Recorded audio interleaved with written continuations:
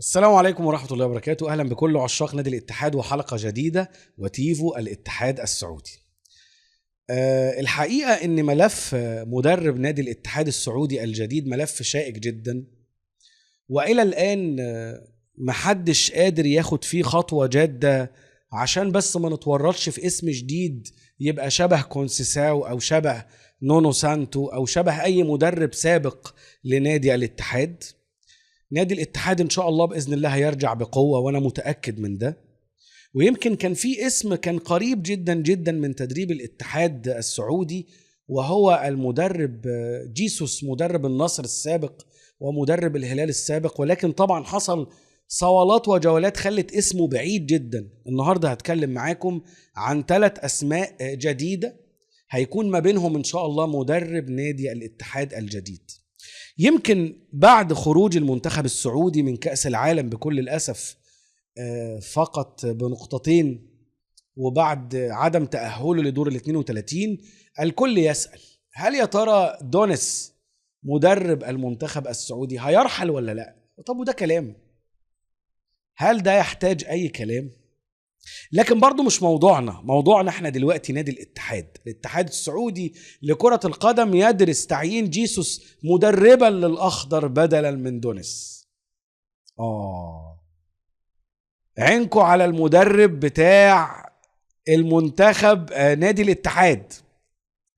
الاتحاد السعودي، عينه على مدرب الاتحاد السعودي برضو. يعني الاتحاد السعودي لكرة القدم عايز يعين جيسوس بدل ما يبقى مدرب للاتحاد يبقى مدرب للمنتخب السعودي.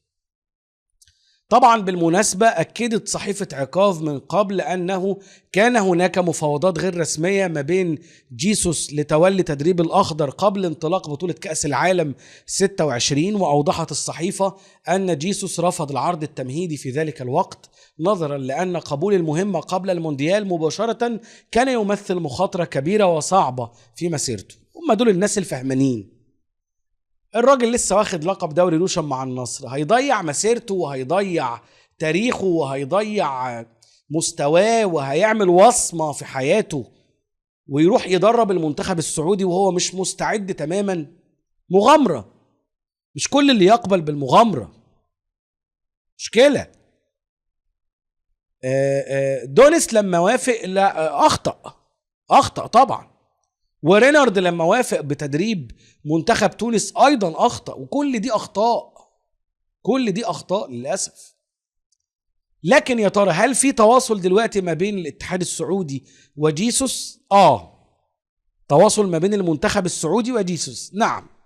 ولكن جيسوس انا بقول لكم مش هيدرب اي نادي في السعودية تاني، والموضوع خلاص اتقفل بالنسبة له. هو دلوقتي عينه ناحية منتخب البرتغال بعد كأس العالم إن شاء الله بإذن الله. طيب، بالنسبة لموضوع مدرب الاتحاد اللي كان معروض برضو اسمه راسفان لوتشيسكو، وبشكل رسمي وحسب موقع ديجي سبورت الروماني فضل المدرب البالغ من العمر 57 عاما عرض السد القطري باعتباره أول عرض رسمي وصله عقب رحيله عن باوك، والذي أشرف على تدريبه منذ عام 2021. وأشار إلى أن لوتشيسكو قد توصل لاتفاق حاسم مع نادي السد، ولم يتبقى سوى التوقيع الرسمي على العقد لخلافة الإيطالي روبرتو مانشيني الذي يرجع أنه غادر المنصب لتولي تدريب منتخب بلاده. وقدم نادي السد عرضا لمدرب الهلال السابق لمدة موسمين براتب سنوي يبلغ 3.5 مليون يورو، وبذلك سيتحصل على 7 ملايين يورو خلال مدة العقد، مع إمكانية زيادة المبلغ عبر المكافآت المرتبطة بتحقيق الإنجازات. الحقيقة أن راسفان لوتشيسكو هيرفض بكل تأكيد عرض الاتحاد السعودي، وده لأن الاتحاد مش أي نادي. الاتحاد هيجيب راسفان لوتشيسكو أو أي مدرب عشان يعود للصدارة من جديد. فلو جبت مدرب بإمكانيات متواضعة وفي الآخر لقيت نفسك برضو في المركز الخامس أو السادس من لقب دوري روشن للموسم المقبل لا قدر الله، فأنت هنا بتعمل أزمة أكتر من الأزمة اللي موجودة دلوقتي. لذلك زي ما قلت لكم الاتحاد ماشي خطوات حثيثة، هادي جدا جدا، راسي جدا جدا، عشان يوصل بالظبط للاسم اللي مطلوب. الاسم اللي هكلمكم عنه النهاردة وهو اسم يطرح لأول مرة من قبل إدارة الاتحاد وتحركات رسمية من الاتحاد للتعاقد مع الأرجنتيني هيرنان كريسبو. وأكد الصحفي الموثوق ماجد هود أن الأرجنتيني هيرنان كريسبو مدرب العين الإماراتي السابق بات أحد الخيارات البارزة لدى إدارة الاتحاد لقيادة الدفة الفنية للفريق الجداوي. وشهدت الأيام القليلة الماضية تواصلا من جانب النادي السعودي مع المدرب لجس نبضه ومعرفة شروطه لتنضم إدارة الاتحاد لسابق التعاقد مع المدير الفني الشهير. ووفقا لما كشفته شبكة UAE العالمية، فإن اهتمام الاتحاد بكريسبو جاء متزامنا مع استفسارات تلقتها بيئة المدرب من نادي الميريا الأسباني وعدة أندية أخرى، إلا أنها بقيت في إطار المحادثات الأولية. وتسعى الإدارة الاتحادية لتسريع وتيرة المفاوضات مع المدرب الأرجنتيني وتقديم مشروع فني جاذب لإقناعه بخوض تجربة تدريبية جديدة داخل منافسات دوري روشن السعودي. طبعا بالمناسبة برضو كان في منافسة شديدة برضو ما بين الاتحاد والسد القطري برضو عشان ياخدوا هيرنان كريسبو، ولكن راسفان لوتشيسكو خلاص هو اللي حسم الأمر وراح يدرب نادي السد القطري إن شاء الله بإذن الله. ودلوقتي الطريق فاضي أمام هيرنان كريسبو لاستلام دفة تدريب نادي الاتحاد إن شاء الله بإذن الله. طيب مين الاسم التاني؟ الاسم التاني وهو مدرسة مختلفة تماما، المدرسة الألمانية. وبحسب ما أوردته صحيفة كيكر الألمانية، فإن الاتحاد دخل في مفاوضات جادة مع المدرب الألماني يانغ ويسنج المدير الفني الحالي لنادي جامبا أوساكا الياباني، والذي برز اسمه بقوة خلال الفترة الأخيرة. أكدت الصحيفة الألمانية أن الاتحاد يجري حاليا محادثات متقدمة مع ويسنج في وقت لا يزال فيه الروماني راسفان لوتشيسكو المدير الفني السابق للهلال ضمن قائمة المرشحين لتولي القيادة الفنية للفريق قبل اتخاذ القرار النهائي بشأن هوية المدرب الجديد.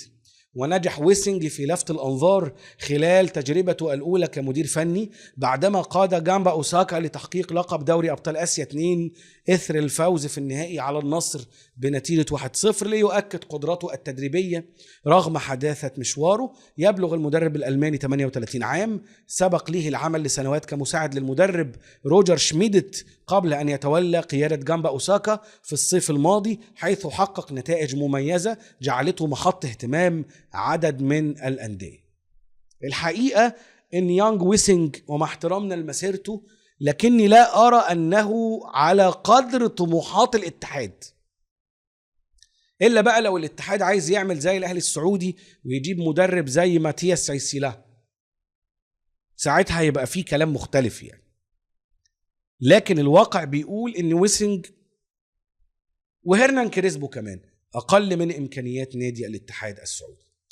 أخيرا ومع اقتراب رحيل دومفريس، انتر ميلان ينقض على نجم الاتحاد، وعاد اسم الفرنسي موسى ديابي جناح نادي الاتحاد السعودي ليتصدر اهتمامات نادي انتر ميلان الإيطالي، والذي يسعى لتدعيم مركز الجناح الأيمن خلال فترة الانتقالات الصيفية الحالية استعدادا لاقتراب رحيل الهولندي دينزل دومفريس.